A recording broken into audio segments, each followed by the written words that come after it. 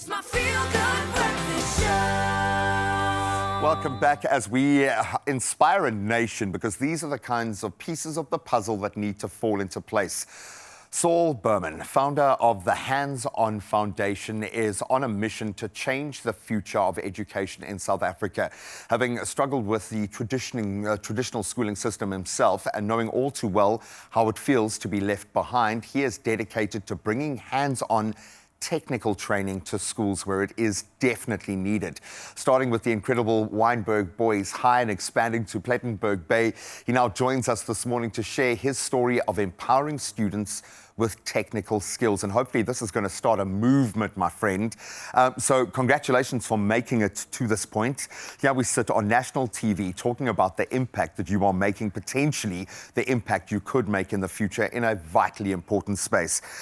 I want to start with that, because we often overlook, when we look at the shortage of jobs, when we look at the job creation beast that seems to absorb so much of our attention, we don't often look at those practical areas, the technical skills, which it's a lot easier to connect those dots. So what inspired you to go out there and start connecting those dots in this way? What inspired me is leaving school, being told that I'm a failure, wouldn't make it in the outside world.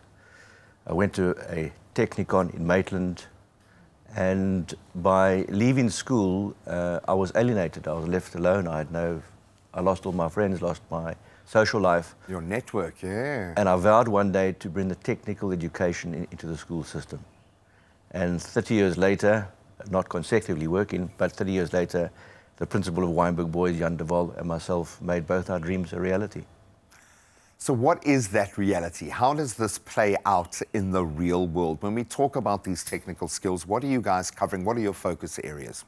So the focus area, firstly, children don't know what they are good at and who they want to be. So to have that opportunity at school level to be able to go into a technical and engineering faculty that's part of a school and part of a school curriculum. Where you're not stepping out of, you'd be going further in. Correct, you're not alienated. So you're part of a school system. So we are friends at school, we play sports together, we socialize together. You go do biology and history, and I go do electrical, electronics, or civils, or any other technical subject. But what it does, which is incredible, is allows me to go and work in the industry once a month, go and work in school holidays. And when I leave school, I'm employable. You're already working. I can get a job quicker than you, and I can earn money quicker than you. And people want me, because technical skills, we are completely behind the curve. Yeah. We've got no more tradesmen. We've got no more electricians, plumbers, tilers, builders, painters, engineers, architects. And it's at school level that we need to create these dreams and give the children of today hope.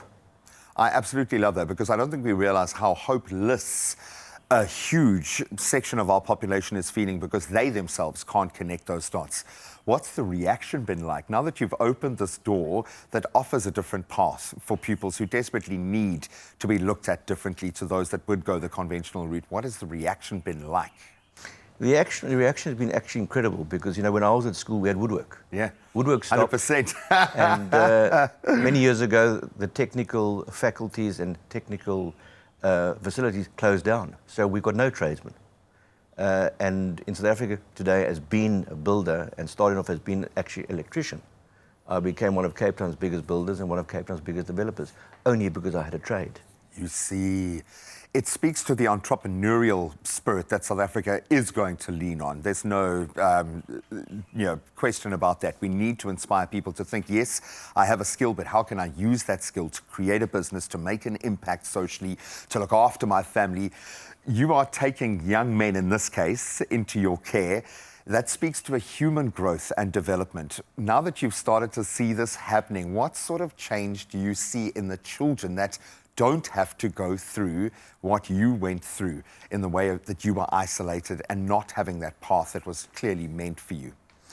Well, I think the most important thing, it's not just the technical and engineering faculty, but it's the mentorship program. Yeah. That's important for me, where I take on certain kids in certain schools, because when I grew up, the mentors were just not couldn't find them, you couldn't see sure. them.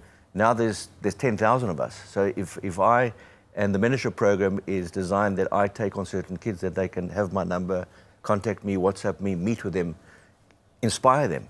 And the most important thing is give them hope and opportunity to dream and never stop dreaming. I absolutely love that. We're going to keep your details. In fact, I'm going to ask our social media team to continue this chat with you, but we're going to keep your details up. Witterdriftschool.co.za.